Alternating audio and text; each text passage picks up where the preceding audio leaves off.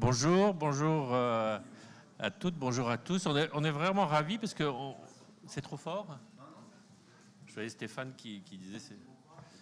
On est vraiment ravis parce qu'on est à nouveau dans la vraie vie, c'est-à-dire qu'on se voit dans un salon avec des stands, voilà, on se remet en route et je trouve que ça c'est merveilleux. Donc je suis Jean-Michel Rikovic, Caroline Fayet. Nous sommes les coprésidents de ce club, le club des directeurs marketing des grands groupes, qui fait partie de l'ADTEM. Très brièvement, l'ADTEM, c'est le premier réseau des professionnels du marketing, un lieu d'échange, de partage, de transmission, de networking. Donc c'est l'endroit où il faut être pour faire du marketing et connecter la réalité du business, de vos prestations avec l'évolution du marketing. Donc l'ADTEM, n'hésitez pas à rejoindre l'ADTEM et à participer à nos événements, à nos clubs et ainsi de suite. Et le club des directeurs marketing, c'est un club qui a maintenant presque une vingtaine d'années, qui s'adresse à des marketeurs de grandes structures, des marketeurs qui ont des problématiques, bien évidemment, d'évolution de l'offre, d'articulation de leur distribution avec l'évolution de notre société, donc des sujets d'alignement stratégique, marketing, opérationnel, et avec des problématiques de grandes structures, c'est-à-dire de déploiement, d'internationalisation, d'articulation avec la direction générale ou avec les différentes structures de l'entreprise. Et donc c'est un lieu de partage et d'échange où on a à peu près une cinquantaine de membres permanents et qui évoluent dans le temps en termes de pratique et de contenu. Je vais laisser la parole à Caroline. Bonjour à tous. Co-présidente du club des directeurs marketing avec Jean-Michel et moi, je vais vous parler donc du sujet de notre événement du jour. C'est la remise de cette étude de BVA sur l'Observatoire des évolutions du marketing, donc qui s'appelle CMO Profiles. En 2019, en fait, avec nos membres, on a souhaité monter un observatoire de l'impact de toutes les transformations qui touchent l'entreprise sur ces métiers du marketing. On a donc bâti un groupe de travail avec Stéphane Marcel de BVA et Emmanuel Obadia, qui a été la cheville ouvrière aussi de ce projet, et on leur remercie vraiment chaleureusement. Donc 2019 pour finalement lancer cette étude en 2021. C'est une étude qui est en deux parties. Une première qui est montée par BVA et dont on vous restituera les résultats aujourd'hui. Et une deuxième partie qui est travaillée par nos membres qui eux-mêmes ont témoigné sur leur vécu et le profil auquel ils se rattachent.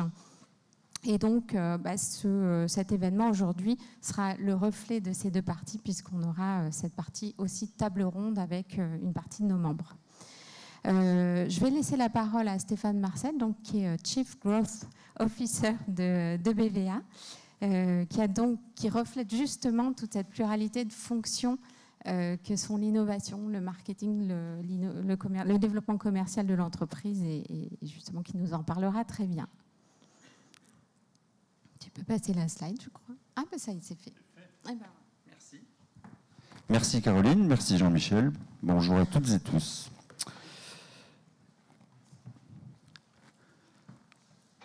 Petit préambule, pour ceux qui sont un peu plus anciens, ou même les jeunes que je vois, ou étudiants. Il y a 10 ans, dans la Harvard Business Review, un certain Billy Lee publiait un papier qui a été beaucoup commenté, qui s'appelait « Marketing is dead ».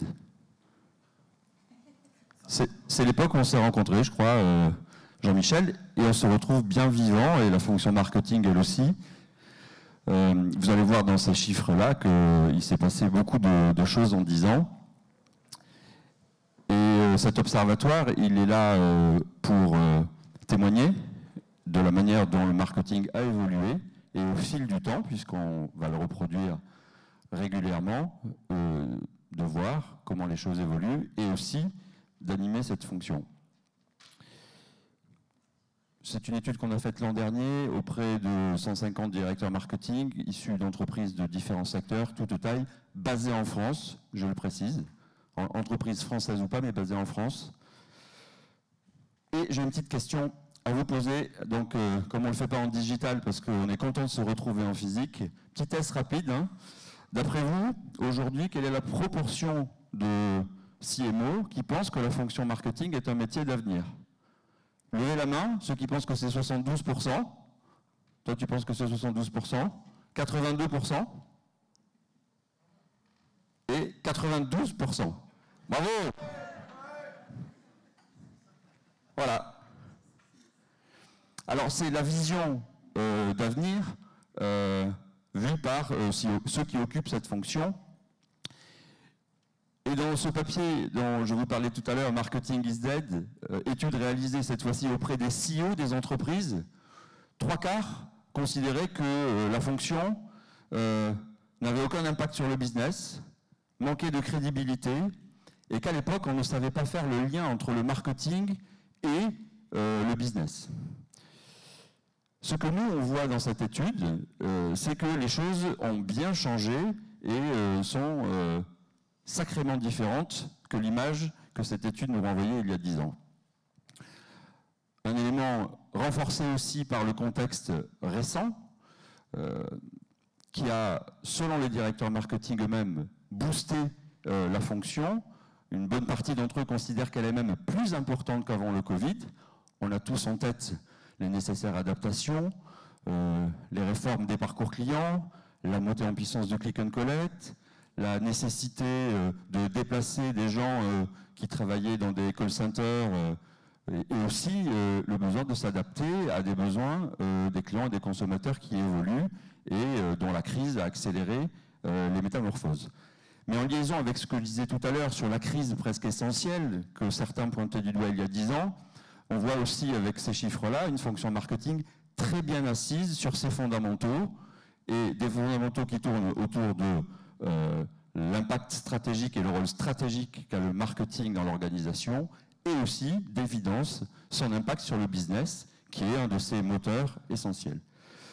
Aujourd'hui, on ne va pas parcourir l'ensemble des résultats de cette étude qui est très riche, se centrer sur quelques éléments d'enseignement généraux. Je ne vais pas lire des chiffres, ce n'est pas très intéressant pour vous, plutôt pour me concentrer sur quelques messages clés. Donc, je pense que l'enseignement essentiel qui nous a ravis en tant qu'animateurs de communauté, en tant que nous-mêmes membres de cette fonction marketing, c'est que ce que cette étude témoigne d'abord, c'est que le marketing est en expansion. Il est en expansion au moins de 3 manières dans cette étude.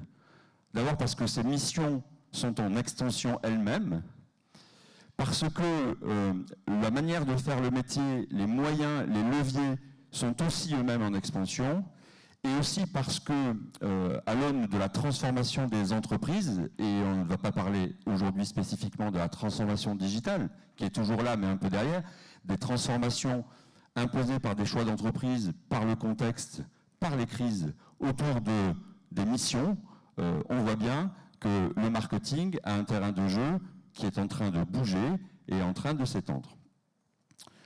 Premier élément, extension du domaine du marketing sur les missions. Et ici, on est dans un salon qui a un volet stratégie client très important.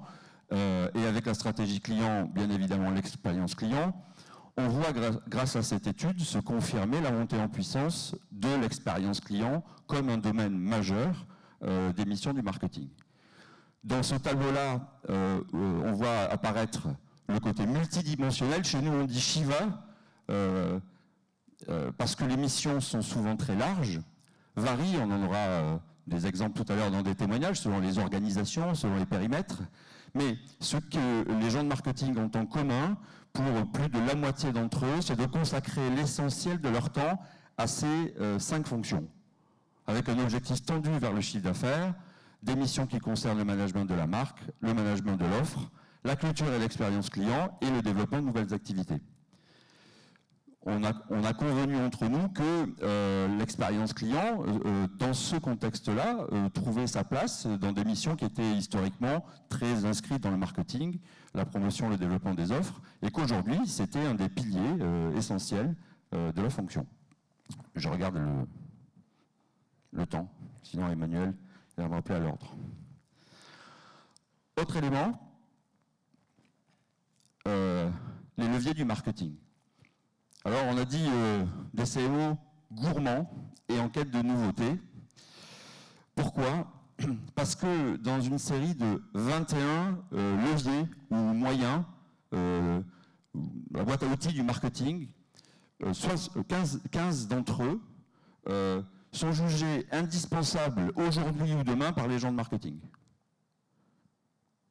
C'est la réalité du métier, mais c'est aussi le témoignage de la curiosité qu'ont les gens de marketing à faire bouger les lignes, et c'est possiblement pas sans lien avec l'impact de la fonction et ce que l'on a vu dans cette étude sur l'évolution des missions.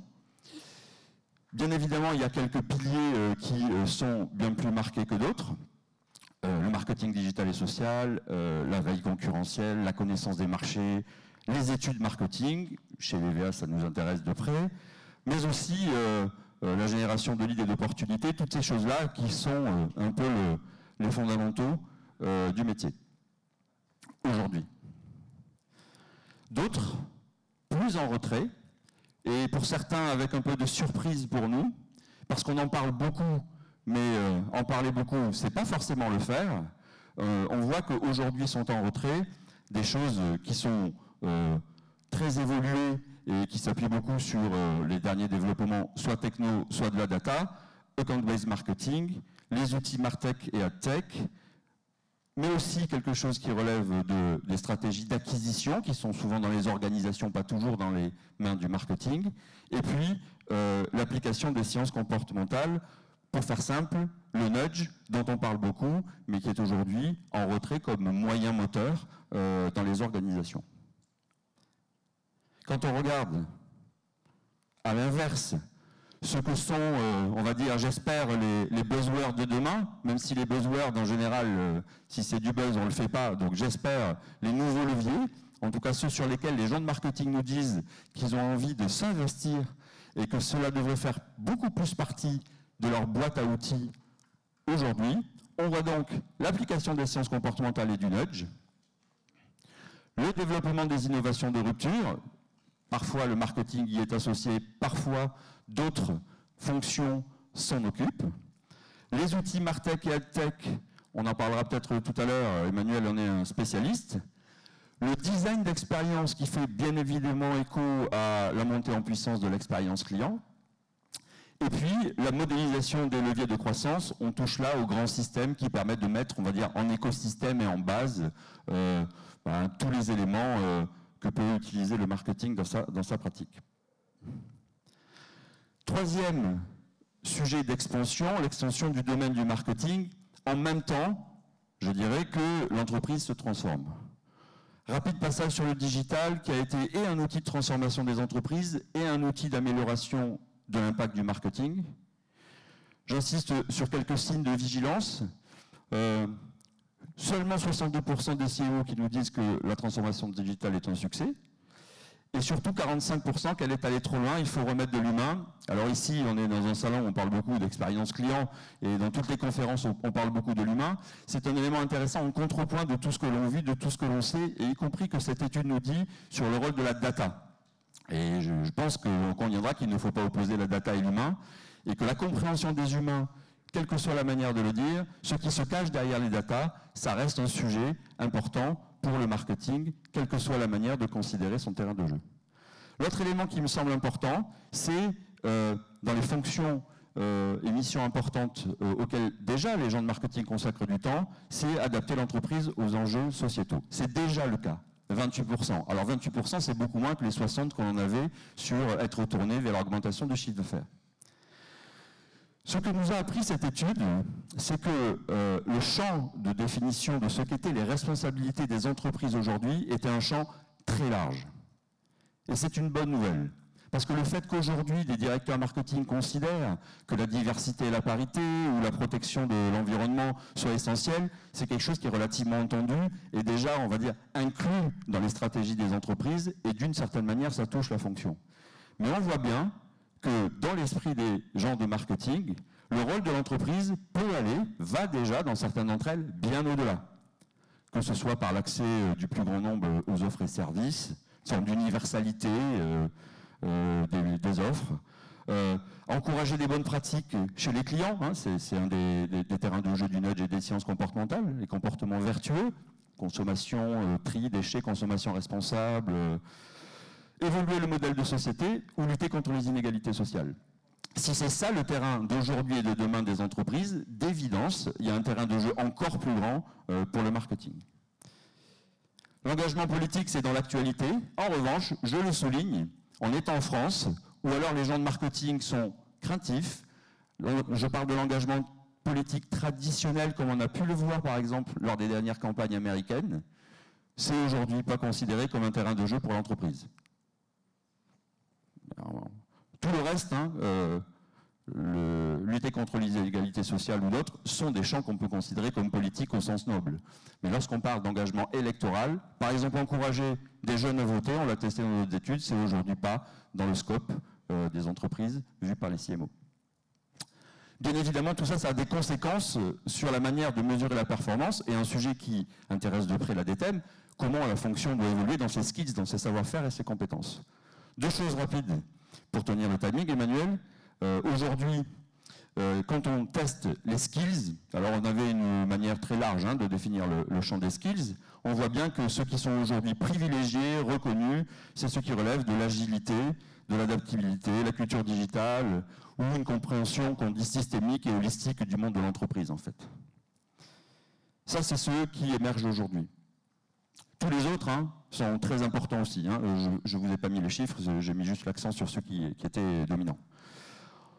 Quand on regarde et qu'on interroge les gens de marketing sur ce qui sera important demain, on voit des évolutions qui sont assez intéressantes et possiblement des choses sur lesquelles vous pourriez être amené à discuter ou sur lesquelles l'association pourrait se pencher. Bon, la montée en puissance, la confirmation de la montée en puissance de la donnée et de ses possibilités, la montée en puissance de la performance, l'obsession du client. Deux éléments qui sont en flèche rose, en descente, qui pour moi posent question, surtout dans des organisations qui veulent s'intéresser aux humains. La curiosité et la créativité, qui sont pour moi des piliers de cette fonction. Et là, on voit bien qu'aujourd'hui, ce sont des choses qui sont considérées comme moins prioritaires que d'autres. Et on voit aussi la montée en puissance de l'innovation, qui a toujours été dans les blagues de gens de marketing, il y avait toujours la bataille entre le marketing et les ventes, et puis le marketing et l'innovation. On voit bien aujourd'hui que l'innovation, c'est un moyen moteur, et que c'est quelque chose qui est très important, et avec lui, le goût de l'innovation comme une compétence. Les indicateurs, et j'en terminerai sur ça, Emmanuel, avant de te passer la parole, ce que l'on voit déjà dans cette enquête, c'est que, d'une certaine manière, il y a une forme de désalignement entre la manière de mesurer la performance du marketing et les missions. Les 5 missions que je vous ai présentées en introduction. Le digital est tout puissant. Alors, il est aussi facilement mesurable, c'est un point important. L'évolution des ventes et des parts de marché, d'évidence, et c'est la mission numéro 1. Confirmation de la montée en puissance de l'expérience client par l'importance accordée à tous les dispositifs de mesure d'expérience, satisfaction, NPS et autres. Et puis après, on est dans des proportions moindres sur des choses qui sont moins déployées et moins usitées, alors que, on le voit bien, la marque ou l'innovation sont des terrains de jeu importants. Mais ce qui nous intéresse plus dans une logique un peu prospective, c'est de se demander si finalement... Pardon. Ah oui, il va falloir terminer. Le plus important est de savoir si aujourd'hui, dans des entreprises dont les missions évoluent, et qui certes restent indexés à des mesures de performance qui s'appellent du chiffre d'affaires, de la part de marché, dans une entreprise qui évolue, les indicateurs fondamentaux du marketing doivent évoluer à mesure que l'entreprise évolue elle-même vers des missions non pas plus nobles, mais différentes et qui embrassent finalement quelque chose qui dépasse le seul fait de vendre une marque, des produits et des services, qui a toujours été la mission historique et qui est toujours là. Et donc en guise de synthèse transition vers toi Emmanuel, et je m'excuse du petit retard, ce que montre cette étude, c'est qu'on est bien loin d'il y a 10 ans dans une fonction dont on nous prédisait ou on nous annonçait la mort, une fonction bien vivante, en mouvement, en expansion de quelque manière qu'on puisse la considérer, puisque ses missions se démultiplient, puisque sa boîte à outils ne fait qu'évoluer, et parce que la fonction marketing, c'est une fonction qui vit et qui fait corps avec son entreprise, et à partir du moment où l'entreprise évolue, la fonction s'y adosse et s'en sert.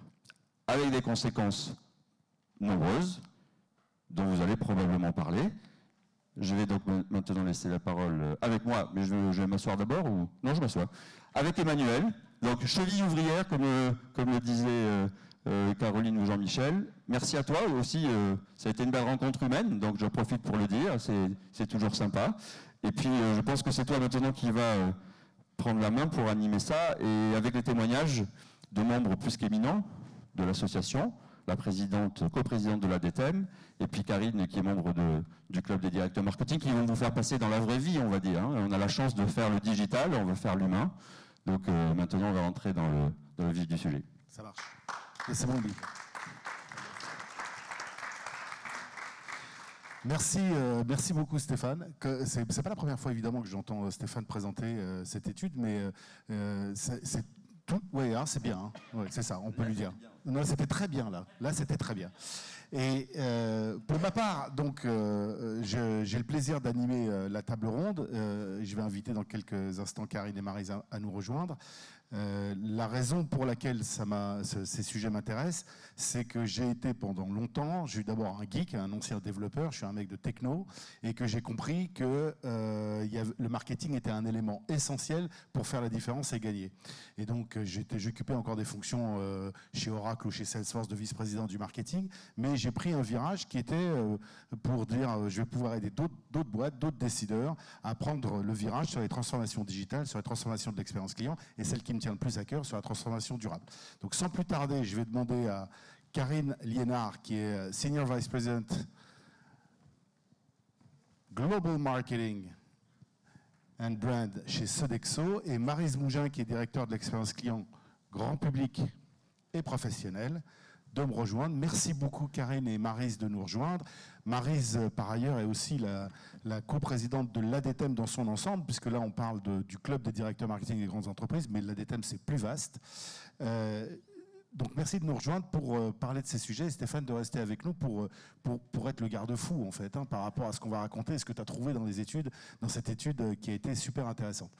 La réflexion, ce que je me faisais, c'est que ce que tu as dit et ce qui sort de l'étude reflète bien l'espèce de triple révolution à l'œuvre. La première, c'est la transformation. On est en plein dans le sujet là, avec l'expérience client. La transformation de l'expérience. La crise sanitaire, c'était 60% de consommateurs ont changé de comportement d'achat pendant la crise sanitaire, ce qui laisse réfléchir à ce qui a pu se passer. McKinsey nous dit, en 8 semaines de confinement, on a fait une adoption du digital comme si on avait fait un bond en avant de 5 ans. Donc c'est la vitesse du changement. Et pour couronner le tout, si encore on en doutait, on va éviter de parler de ça aujourd'hui, mais on ne sait jamais, le conflit ukrainien vient nous rappeler la matérialité des externalités dans le bottom line des entreprises. Celles qui dépendent des énergies fossiles peuvent marquer des choses dans leur bilan, et c'est plus juste il faudrait faire de la RSE, c'est pas mal, c'est éthique, etc. Donc je trouve que ça ressort bien et que ça résume une accélération de la transformation et des changements. Et celui qui me semble intéressant, parce qu'on n'a pas évoqué les 5 profils, les 5 branches du profil qui sortent de l'étude, mais il y en a un qui se dégage un peu plus. Je voulais avoir votre réaction sur l'importance qu'a pris la partie transformation, notamment de l'expérience client et d'autres, par rapport à ce qu'on avait eu, comme disait Stéphane, transformation digitale, ouais, ça y est, on a déjà traité, etc. Comment vous pensez la partie transformation par rapport à des branders, des optimizers et autres catégories du profil? Bon, le chantier de la transformation pour une entreprise, je pense que c'est le chantier un petit peu majeur aujourd'hui, quelles que soient les entreprises. Quasiment, c'est un sujet de direction générale, de COMEX, qui repose évidemment pour partie sur les épaules des marketeurs au sens large, ou en tous les cas des fonctions assimilées à du marketing, mais pas que. Et ce sujet de la transformation, effectivement, nous concerne en tant que marketeurs, on va dire, s'agissant notamment de l'offre, s'agissant des parcours, s'agissant des expériences qu'on veut faire vivre à nos clients. Mais ce sujet de la transformation globale, sa première raison d'être, ça a été évoqué là tout à l'heure, c'est quand même l'arrivée du digital qui bouleverse les modes de consommation et ou les modes de fonctionnement d'une entreprise et qui l'oblige en fait à se transformer. Donc je dirais que la question de la transformation pour nous marketeurs, on va s'en occuper sur les conséquences sur l'offre. La digitalisation, on l'a vu tout à l'heure, moi je retiens surtout des 2 chiffres autour d'une certaine déception de la digitalisation de l'entreprise par les marketeurs. Je retiens plus ça que l'histoire de l'humain. Pourquoi? Pourtant, je suis dans une entreprise où le capital numéro 1, c'est l'humain. Hein. Mais je retiens ça. Pourquoi? Parce qu'aujourd'hui, je pense que nous sommes très nombreux à se dire que nous ne sommes pas à l'objectif, quand on est une entreprise non digitale native, que nous ne sommes pas à l'objectif que nous souhaiterions avoir s'agissant de la digitalisation de l'entreprise. On n'y est clairement pas. Et on n'y est clairement pas. Pourquoi? Entre autres, pour moi, la raison majeure me semble être la raison du coût. C'est-à-dire que le coût ici est extrêmement important, que globalement, on n'a pas su générer les moyens qu'il faudrait pour se remettre à niveau, et que du coup, les marketeurs sont en attente de beaucoup plus de la part, alors non pas du digital en tant que tel, mais ils ont parfaitement identifié que le digital est quelque chose qui modifie très fondamentalement le rapport du client à l'offre, les modes opératoires de l'entreprise, et on est en retard en fait. Nous sommes collectivement en retard sur ces sujets, aussi pour des raisons d'organisation. Les organisations ont souvent mis des directions digitales à côté, l'intégration du à côté dans le quotidien se fait plus ou moins bien. On aurait pléthore d'exemples pour illustrer cette digitalisation un peu en retard. Pour autant, c'est sur notre table. Moi, je citerai des exemples des projets qui sont sur ma table aujourd'hui, qui concernent la digitalisation de la relation du facteur avec ses clients. Eh bien, nous, en expérience client, on est directement concernés. Donc, on adresse ces points, on propose des choses. Comme également sujet d'expérience client, nous avons mis en place l'année dernière, et c'est l'expérience client qui l'a mis en place et pas d'autres services, si je peux dire, on a mis en place le fait que le facteur peut dorénavant contacter ses clients lorsqu'il a une problématique pour distribuer un colis, un courrier chez vous, votre adresse n'est pas la bonne, elle est mal renseignée, il manque des précisions. Il a dorénavant, de manière simple et rapide, avec l'outil qui est le sien, qui s'appelle un smartphone et qu'on appelle un Factéo pour lui, eh bien, il peut vous appeler via notre base notamment de compte client, mais pas que, d'autres subtilités aussi qui lui permettent d'avoir accès à vos coordonnées potentielles. Voilà. Donc une transformation qui va plus loin que juste la transformation du marketing, mais qui va une transformation du Alors métier. on est expérientiel, là, on est dans vraiment pile d'expérience, c'est-à-dire que dans la partie marketing, il y a des offres, mais il y a des services autour de l'offre. Donc effectivement, ce qui va faire vivre la Poste, c'est quand vous achetez des courriers et des colis, mais l'expérience, c'est de la distribuer correctement. Et donc effectivement là, on est sur des sujets totalement expérientiels qui visent effectivement sur un marché qui devient concurrentiel. Hein, ce dernier kilomètre, dorénavant, est terriblement concurrentiel, pour ne parler que l'exemple de la Poste. Hein.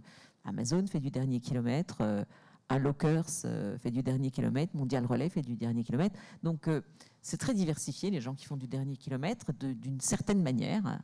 Chez Mondial Relais, c'est vous qui allez au point. Hein, c'est pas quelqu'un qui vient de chez vous, c'est vous qui allez devoir aller à un point quelconque, etc. Un Lockers, c'est pareil, vous allez devoir aller chercher votre colis dans un Lockers, quel qu'il soit. Pour une grosse partie, la Poste propose un petit peu toutes ces techniques-là, mais elle propose notamment le facteur qui vient chez vous, qui va distribuer votre boîte aux lettres ou votre adresse, votre porte, si je peux dire, suivant si vous avez une offre mise contre signature ou pas. Voilà, donc pas étonnant que la transformation soit en avant. Karine, dans ton entreprise ou dans ton entrée chez Sodexo, c'était aussi la transformation qui était au cœur du sujet? Oui, alors en fait, nous, tu as cité un chiffre qui est 60% des consommateurs qui ont changé leur comportement. Et en fait, moi, je trouve que cette transformation, donc nous, en tant que fournisseurs de services de qualité de vie, alors moi, mon activité intervient auprès des entreprises. Donc peut-être que vous êtes utilisateur de nos services de restauration ou de facility management sur vos sites. Mais aussi, vous avez réalisé que ces dernières années, en fait, vous allez moins souvent au bureau et vous avez besoin d'autres services, dans des tiers-lieux, à la maison, etc.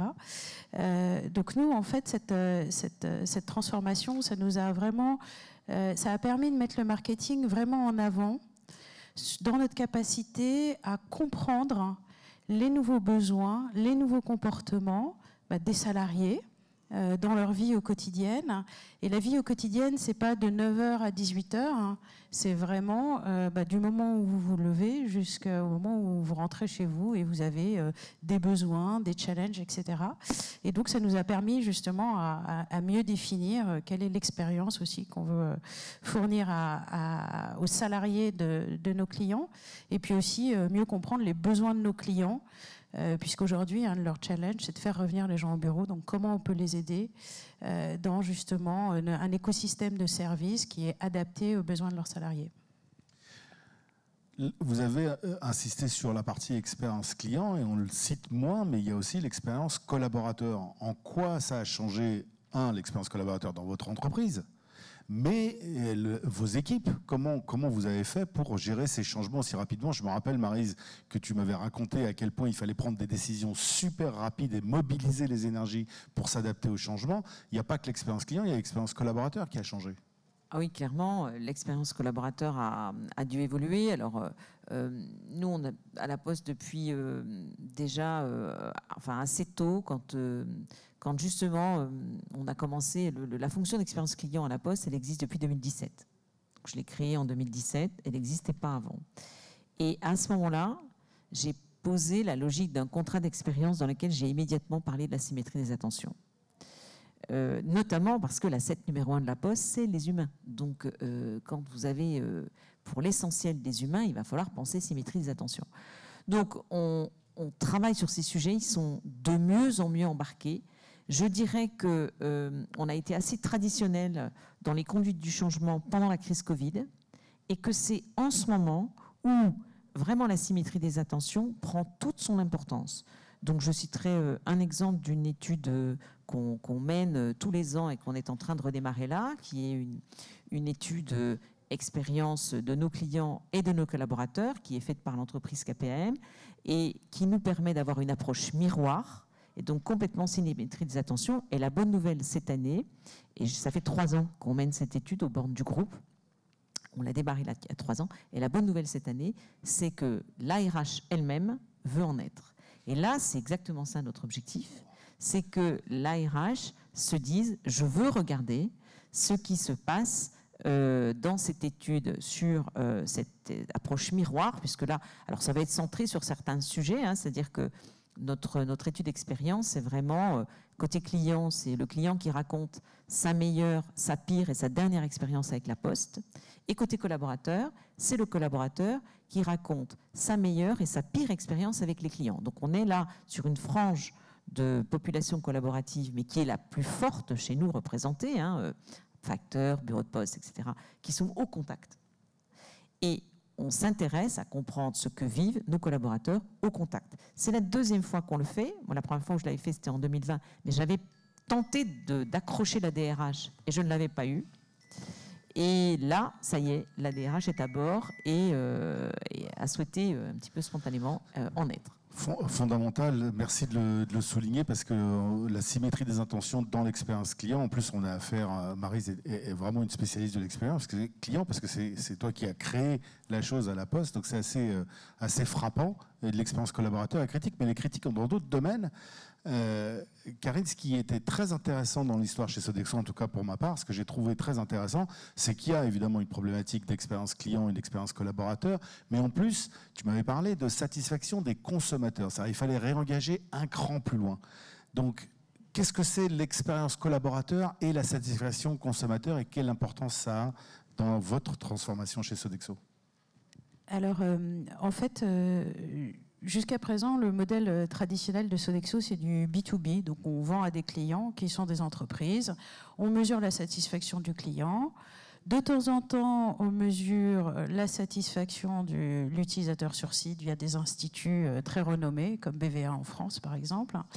Mais en fait, j'allais dire, c'est pas suffisant. Donc, nous, ce qu'on a mis en place pour mesurer cette satisfaction consommateur dans certains pays, c'est vraiment des plateformes totalement qui nous permettent d'avoir un feedback en direct des utilisateurs. Et en fait, pour nous, ce feedback et cette satisfaction et comprendre pourquoi ils ont été satisfaits, pourquoi ils ne sont pas satisfaits, comment on peut améliorer dès le lendemain nos services ou dès l'heure suivante, enfin, ça dépend de la fréquence du feedback, est vraiment pour nous très très importante et effectivement, nous, ça nous permet de mieux coller aux attentes et vraiment de comprendre le consommateur, l'utilisateur, le collaborateur en direct. C'est quelque chose qui ne se faisait pas avant. Cette satisfaction consommateur, elle n'était pas mesurée avant. On l'a mesurée, mais une fois par an, par exemple. Voilà. Et là, on la mesure en temps réel. Donc, on fait des always-on feedback, vraiment via des plateformes. Les consommateurs peuvent nous donner leur feedback en temps réel. On a déployé ça par exemple sur les universités. On a des activités dans les écoles et les universités aux États-Unis. Et j'allais dire, on croule sous le feedback. On a plein de photos, etc. Alors, en fait, après, la question, c'est le traitement de ces informations et être sûr qu'on soit en capacité d'analyser ces informations. Mais sinon, nos responsables de site ont en direct tous les feedbacks concernant leur site. Donc là, le défi de savoir gérer les données en temps réel et de pouvoir les interpréter, et l'insight, tu es souvent revenu sur l'insight, va être clé. Ça, c'est évident. C'est de nouvelles compétences aussi, de nouvelles ressources et compétences dont on va avoir besoin dans nos équipes. Et Stéphane, tu avais souligné que tu as été aussi, toi, par ailleurs, parce que évidemment BVA fait beaucoup d'enquêtes et d'études, que l'expérience client, c'était quelque chose qui ressortait, pas seulement dans le contexte qu'on l'a évoqué, mais qui prenait son importance par rapport à d'autres études que tu as faites, ou que vous avez faites chez BVA. Alors je peux répondre de plusieurs manières. D'abord, l'expérience... La meilleure, je vais essayer. L'expérience client, c'est une part très importante du métier de BVA. Donc on travaille avec des gens aussi différents que La Poste et Sodexo et bien d'autres. Donc ça représente 50% de nos activités d'études. C'est un tropisme qui est spécifique à BVA, puisque beaucoup d'autres sociétés travaillent sur des problématiques de marque ou de communication. Enfin, la palette entière, on le fait un petit peu. Donc nous, c'est un sujet qui est capital et de plein de manières, et aussi bien dans des points de contact digitaux que dans les réseaux de vente ou de distribution. On fait des choses aussi peu exotiques pour certains en tout cas que du mystery shopping, pour aller voir aussi comment les gens se comportent sans le filtre des enquêtes, parce que chaque méthode produit à ses avantages et à ses limites, on va dire. Donc l'expérience client, c'est pas nouveau. Ce qui est nouveau, c'est la manière dont ça devient systémique, quand tu le décris jusqu'à ce qu'un patron puisse, d'un restaurant, un individu facteur puisse avoir le feedback de l'expérience qu'il vient de délivrer dans ma boîte à lettres. Donc ça signifie, et on le voit dans l'étude, hein, on parle d'obsession client, alors ce sont que des mots, mais en fait c'est que la crise n'a été qu'un accélérateur de cette chose-là, de l'importance qu'a le capital relationnel, je vais le dire comme ça, pour créer quelque chose qui nourrit la marque, mais aussi qui nourrit le business. Sans rentrer dans les vieux débats, parce qu'il y a toujours des modes dans nos métiers, hein, on parlait du temps où il coûtait plus cher d'acquérir des gens que de les fidéliser. Il y a des tas d'études toujours savantes qui montrent l'un ou l'autre. Il y a une réalité, c'est que dans les marchés compétitifs, conserver ses clients, augmenter le taux de nourriture, faire en sorte que les expériences qu'ils vivent soient mémorables, comme on dit aussi, c'est quelque chose qui est devenu un levier essentiel. Je ne dis pas que la communication, et notamment la communication publicitaire, sont dépassées, même s'ils sont dépassés dans des formes publicitaires, puisqu'aujourd'hui c'est le digital qui est le premier média de communication pas qu'en France. Et de ce point de vue-là aussi, les entreprises, et c'est ce que l'on voit dans ce que dit Karine, elles sont aussi dans un modèle où elles sont certes dépendantes de certaines technologies, mais très autonomes en fait. Elles ont la réponse. Quand on fait de la publicité, on passe beaucoup par des chaînes extérieures. Donc c'est vraiment un sujet et de transformation et un sujet sur lequel les organisations ont la prise, et on va dire sur toute la chaîne de valeur. C'est pas un prestataire qui peut gérer le fait que s'il y a eu un irritant, comme on dit, dans un restaurant quel qu'il soit, ou dans une boutique, ou dans un bureau de poste, c'est pas un prestataire qui peut prendre en charge ça. Donc, c'est un sujet sur lequel l'entreprise s'investit personnellement et très fort. Et le gros sujet qui est aussi dans l'actualité de beaucoup d'organisations aujourd'hui, qui est, on va dire, le pendant ou qui a à voir avec la symétrie des attentions, mais c'est l'intégration de la culture client comme un moyen de transformation des organisations, et sur toutes les strates, pas uniquement sur les gens qui sont en contact du client. Voilà, la culture client. Alors, je voudrais rebondir sur la partie collaborateurs et l'impact sur les équipes. Je vais commencer avec toi, Karine, parce que c'est 480 000 collaborateurs, ce qui servent 100 000 clients, c'est ça, Sodexo? Non, alors c'est 420 000 collaborateurs qui servent 100 millions de consommateurs au quotidien. Voilà. Et moi, il y a un truc qui m'a frappé dans les transformations à travers la crise sanitaire qu'on a traversée, c'est, je pense que vous avez suivi le film, c'est The Great Resignation, la grande démission en masse aux États-Unis. Pour vous donner une idée de ce qui s'est passé, c'est en mars et en avril 2020, il y a 22 millions de personnes qui ont quitté leur job, soit 16% de la population active aux États-Unis, alors que d'habitude c'est 2,4%. Donc il se passe un truc, et l'arrivée des millennials plus en force. On oublie, moi par exemple, dans mon ancienne industrie, dans la big tech, c'est 60% des décideurs, les gens de moins de 40 ans. Donc ils ont des aspirations, parce que j'en fais pas partie, vous avez noté, ils ont des aspirations autour de la transformation durable. Donc la question que je voulais vous poser, c'est, on parle de la transformation durable, on parle de la RSE. Ce qui m'a frappé, c'est que dans cette étude, on répond oui, l'entreprise doit s'en emparer, mais quand on en vient au marketing, c'est moins évident.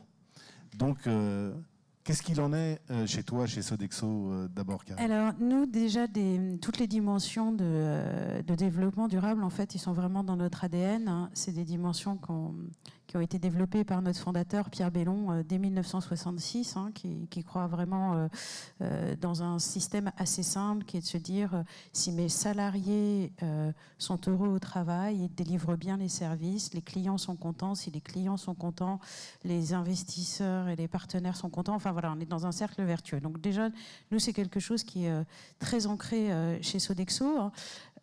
Plus en particulier, non. Donc on a beaucoup d'initiatives RSE, alors comme par exemple sur le gaspillage alimentaire, sur les économies d'énergie, etc. Donc au niveau de l'équipe marketing, récemment j'ai organisé une formation de sensibilisation via une session de fresque du climat. Donc c'était une session qu'on a fait en virtuel, mais on a eu vraiment beaucoup de feedback très positifs. Donc là c'était sur tous les personnes qui travaillent dans mon équipe et les directeurs marketing régionaux. Donc j'ai environ 8 régions dans le monde. Certains connaissaient cette fresque du climat, certains ne la connaissaient pas, sachant qu'elle est aujourd'hui, c'est vraiment un outil fondamental de sensibilisation sur des problématiques de RSE. Et puis là, on va suivre la semaine prochaine par un workshop dédié qui est de se dire, maintenant, par rapport à ce qu'on a vu sur la fresque du climat, comment on met en action ce qu'on a vu et comment ça se traduit, nous, dans notre quotidien en tant que marketeurs. Donc, on a beaucoup d'initiatives, mais en fait, par exemple, on ne communique pas assez bien auprès de nos consommateurs, auprès de nos clients. Et c'est des dimensions qu'on souhaite mettre en avant. Une deuxième initiative qu'on a testée et qu'on va déployer, c'est une initiative qu'on a testée auprès d'un de nos clients en pharma en Irlande, qui est un partenariat avec une société qui propose une app d'accès sur sites pour les personnes handicapées. qui s'appelle Mobility Mojo. Et ça, c'est une initiative donc, qui est plus sur la diversité, de l'equity et de l'inclusion. Et par exemple, on a marketé ce type de service, on l'a testé, et puis là, on le développe et on le déploie sur l'ensemble des sites de ce client pharma partout dans le monde, et on le propose à d'autres clients. Donc, c'est vrai que maintenant, on prend le devant et on va chercher des partenaires qui correspondent, qui permettent aussi de proposer des services qui touchent à des problématiques de RSE pour nos clients. Et la grande démission, ça t'a pas impacté? Alors, là aussi, pour prendre un exemple, on avait une personne en Inde qui avait envie de quitter l'entreprise, et puis en fait, on a parlé avec elle, et puis on lui a dit, mais quel est ton problème, est-ce qu'on peut t'aider, etc. Et en fait, on s'est rendu compte qu'elle avait besoin de temps. Donc elle a dit, moi j'aimerais bien continuer dans l'entreprise, mais pas full-time. Donc on lui a dit, qu'est-ce que tu veux? Elle a dit un 3/5e. Et comme c'est une personne qui a de la valeur, on a souhaité la garder. Je pense que c'est aussi à chacun de voir si elle avait souhaité quitter l'entreprise, elle l'aurait fait, bien évidemment. Et je pense que c'est à chacun de voir quand il peut, quand on a la possibilité de retenir des collaborateurs de valeur, aussi de s'adapter à leurs besoins. Alors Maryse, la RSE à la Poste, la Poste c'est une entreprise à mission maintenant, c'est une impressionnant. Entreprise à mission. On est devenu entreprise à mission l'année dernière. Avant ça, le premier événement fondateur, je dirais, ça a été sans doute les véhicules électriques. On a été impliqué dans les véhicules électriques à partir de 2007. Si d'ailleurs aujourd'hui il y a Zoé qui existe, c'est sans doute grâce à la Poste. Pourquoi? Parce qu'à l'époque, on a soutenu la politique gouvernementale de l'époque, donc indépendamment des gouvernements en place, si je peux dire, qui était déjà d'aller vers de l'électrique, mais il fallait qu'il y ait des cas d'usage, c'est pareil pour le gouvernement que pour nous en marketing, il fallait des cas d'usage représentatifs. Donc la Poste allait être un super cas d'usage, et c'est ce qu'on a fait. Donc aujourd'hui, on a la plus grosse flotte de véhicules électriques d'Europe. Ça a été un espèce d'élément fondateur. Ensuite, effectivement, et ça c'est un élément industriel quelque part. Et on est quand même dans une industrie du transport, donc on a beaucoup de choses aujourd'hui.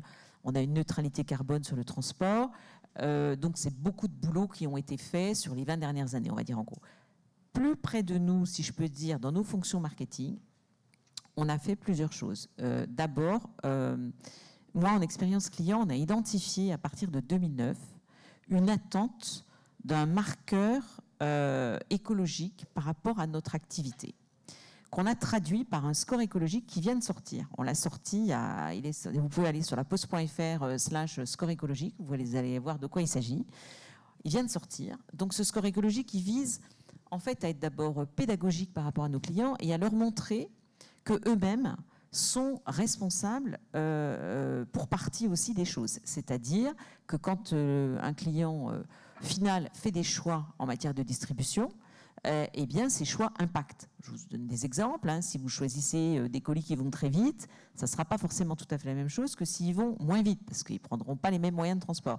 Si vous décidez d'aller déposer vos colis en prenant un véhicule normal, ou que vous y allez à pied ou à vélo, ça ne va pas être la même chose. Bref, si vous utilisez pour l'emballer des emballages éco-conçus ou tout en plastique, ça ne va pas faire la même chose. On a d'ailleurs créé, juste il y a quelques mois aussi, la première pochette réutilisable pour envoyer des colis, qui est encore en test pour l'instant, parce qu'évidemment, quand on se lance là-dedans, c'est un gros boulot, mais évidemment qu'on va faire passer toute une gamme de pochettes réutilisables pour les envois de colis. Et évidemment, vous imaginez qu'on vise en premier lieu le EC2C, donc Vinted, etc. Donc des envois très récurrents, très répétitifs sur des activités de ce type-là. On a d'ailleurs, on a lancé Vinted, on s'est impliqué dans Vinted en plein Covid. Là, ça peut être une petite histoire parce que c'est drôle. Vinted fonctionnait très bien, sauf que en plein Covid, qu'est-ce qui s'est passé? Eh bien, tout était fermé.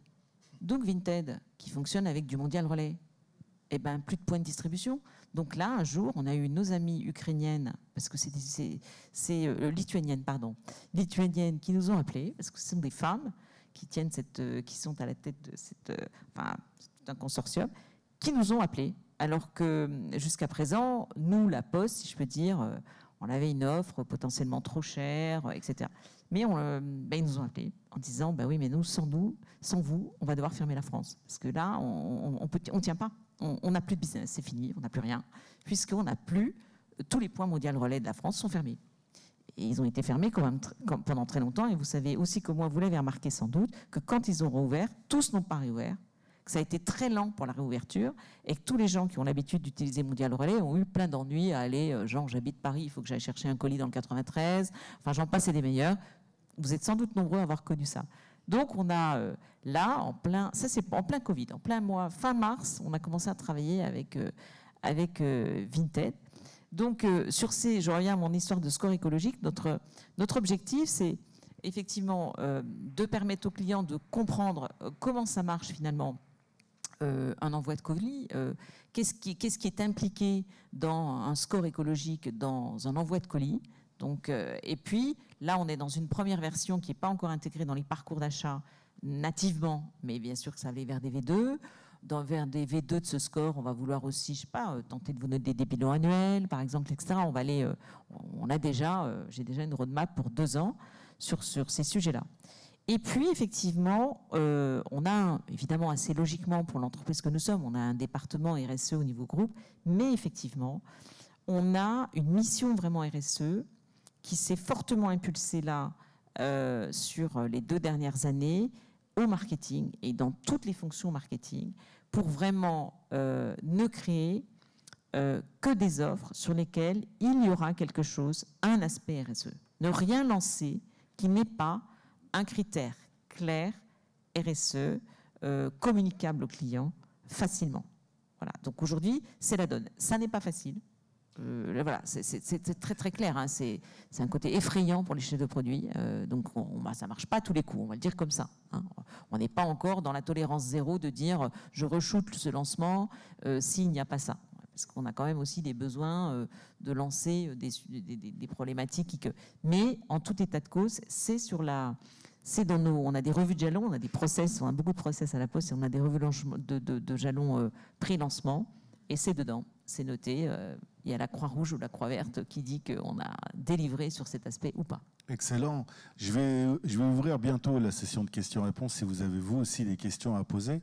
Mais je vous ai vus tous les deux oui. approuver. Karine, ça te fait réagir aussi? Non, parce qu'effectivement, nous, dans nos briefs de développement de services, il y a cette dimension RSE qui est présente également. Et effectivement, ça doit faire partie de tous nos services. Ça doit être intégré naturellement, j'ai envie de dire, à tous nos services briefs. Donc oui, ça écho quelque chose qu'on vit au quotidien. Et ça touche aussi votre pratique du métier marketing? C'est-à-dire que vous devez, par exemple, réfléchir à l'empreinte carbone de vos campagnes ou des choses comme ça? Ou pas encore? Sur les empreintes carbone des campagnes, c'est un bon sujet. Je dirais qu'on est... on y est moins. Je dirais on y est moins. Mais ça va arriver. C'est fatal. Tout le set va arriver. Alors c'est aussi parce que le département communication est vraiment plus un petit peu... Enfin, même si on a un département communication, c'est très morcelé. Mais ça va arriver. Immanquablement, ça va arriver. Karine, c'est déjà le cas ou tu penses aussi que ça va arriver plus tard? Nous, ça va arriver un peu plus tard. De toute façon, on communique quand même un peu moins que des activités de B2C. Hein. On a des activités principalement en B2B. Ça va arriver, mais bon, déjà, il y a quand même du boulot à faire sur le gros de nos services, la façon dont on le délivre, la façon dont les gens se déplacent, etc. Enfin, on a des cibles très claires en termes d'empreinte carbone à 2025. Donc voilà, mais effectivement, après, nous, ce qu'on voit, c'est que nos clients, comme on a quand même beaucoup d'initiatives, nos clients nous demandent de les aider dans l'atteinte de leurs cibles RSE. Donc c'est des choses aussi auxquelles on... Vous en êtes déjà au scope 3, c'est-à-dire que vous aidez vos clients à avoir une empreinte carbone plus raisonnable. Oui, en fait, on partage beaucoup de bonnes pratiques avec eux. Donc les clients sont très friands de bonnes pratiques. En B2B, c'est des choses qui se font beaucoup. Hein. Et effectivement, on a beaucoup de discussions avec eux. On a des équipes RSE aussi dédiées, qui passent du temps avec les clients, etc. On fait beaucoup de workshops avec eux. Donc oui. Stéphane, je te voyais aussi approuver quelque chose. De deux manières. Je pense que ce qu'on vient de voir là, c'est que l'enjeu d'aujourd'hui pour les organisations, c'est de mettre ces questions-là au centre de leur modèle et du développement de leurs offres et de leurs pratiques, et pas à la périphérie. C'est pas insultant pour les patrons de CSR de dire qu'ils vivent un petit peu à la périphérie. C'est un point qui devient important. C'est difficile. L'autre aspect, c'est de le mettre en connexion aussi avec la mission et la manière de regarder aussi comment l'entreprise, c'est autre chose que des produits et services qui protègent l'environnement ou les gens. Et je souris aussi parce que BVA, c'est un sujet qui nous intéresse. Depuis le mois de janvier, on est la première entreprise à mission du secteur des études, avec 2 missions. Une mission externe qui consiste à éclairer les citoyens et les décideurs, et surtout, parce qu'on est en B2B, et qu'en B2B, la force, on le disait, c'est beaucoup les gens, tu le disais, c'est aussi travailler quelque chose auprès de nos équipes, en fait. Et dans une entreprise de service comme la nôtre, on a bien évidemment les clients en tête et l'écosystème. Hein. Je prends un exemple, publier un bouquin sur l'engagement politique des jeunes aujourd'hui, on va l'associer à une mission d'éclairage des décideurs sur ces sujets-là. Mais notre gros sujet, il est moins sur les offres, pour l'instant en tout cas, que sur les équipes en fait. Et ça renvoie à la question du réengagement à l'égard du travail. Je dis réengagement parce que, non pas parce qu'on a acté un désengagement, mais parce que c'est un sujet, on en parlait il y a quelques jours avec Maryse, qui est capital et que la crise, la mise à distance physique du travail avec la crise du Covid pose des questions sur le lien et l'engagement. Alors c'est vrai que je n'ai pas répondu là-dessus, sur cet aspect, on va dire, tension sur les recrutements, on va le dire comme ça, ou une autre manière de voir, un peu post-Covid. C'est vrai que nous, ça se traduit beaucoup par des difficultés de recrutement. Des difficultés de recrutement, quels que soient les postes, en fait. Quelque part, on a quand même beaucoup de recrutement en cours et on a beaucoup de difficultés de recrutement. Et effectivement, on est en train de prendre toute la teneur des attentes effectivement de nos collaborateurs. Ce qu'on observe, c'est que déjà le comportement de nos collaborateurs a été modifié. C'est-à-dire, et ça n'est pas une question d'engagement. L'engagement est toujours là, mais on assiste à des choses auxquelles on n'assistait pas avant, de type est rentré dans l'agenda. Pour une maman qui a des enfants, par exemple, finalement, pour beaucoup d'entre elles, d'être là, finalement, à la sortie de l'école. Elle va rebosser après, peut-être, elle va... Mais finalement, on sent qu'elle ne sait plus trop faire comme elle faisait pourtant avant. C'est-à-dire, je vais rentrer du bureau, il sera 19h, 19h30, et il y a eu quelque chose qui se passe quand mes enfants sortent de l'école à 16h30. Bon, ben là, ou 17h30, ou sur... Et bien là, elle va se débrouiller pour être à la maison et elle rebossera de la maison. Donc ça, c'est des comportements qui sont très importants parce qu'il y a quand même un moment où la personne qui est au bureau, par exemple, va se redéplacer chez elle. Ça va être un slot en plein 15-16 heures sur lequel la personne sera dans les transports, par exemple. Donc vous voyez, ça a des conséquences potentielles sur l'orga à terme qui devra être réfléchi. Parce que si tout le monde rentre son propre agenda, si je peux dire, quand on est en entreprise, ça pourrait quand même être compliqué. De se travailler ensemble, finalement. Donc, je pense que ça va poser ces questions à terme de c'est quoi travailler ensemble? Parce que entre ceux qui auront envie de bosser entre 22 et 23 heures et ceux qui sont plutôt entre 6 et 8 du matin et qui font sport ensuite et enfants et que sais-je, voilà, il va se poser la question de savoir comment on travaille ensemble. On arrive à la fin. Tout ce que vous racontez est passionnant. On va vous poser plein de questions. Est-ce que vous auriez une ou deux questions pour conclure avant que vous nous donniez la synthèse et votre conclusion? Bonjour, Nathalie Sauclière. J'ai une question pour Maryse. Stéphane disait tout à l'heure que parmi les skills de demain, la compréhension systémique, je crois que c'était le critère, le skill numéro 5, donc allait être un critère clé. Je voulais savoir, Maryse, comment, au sein de l'expérience client, vous travaillez et alignez vos tâches quotidiennes, comment vous alignez avec justement les CMO, avec les gens, les personnes des équipes marketing, puisque en effet, ce sont deux fonctions qui sont amenées à travailler de plus en plus ensemble. Alors, je dirais qu'aujourd'hui, d'abord, on est dans une direction, on a un patron commun, ça aide. Donc, on va partager un COMEX commun. Et il se trouve, je suis obligée de le dire comme ça, qu'on s'entend très bien. je pense que pour partie, la collaboration aujourd'hui est très dépendante finalement d'une entente bien alignée entre les directions marketing et l'expérience client. Il est possible que sans cette entente-là, ça grincerait plus. Parce qu'effectivement, les périmètres des uns et des autres, ça n'est pas si simple.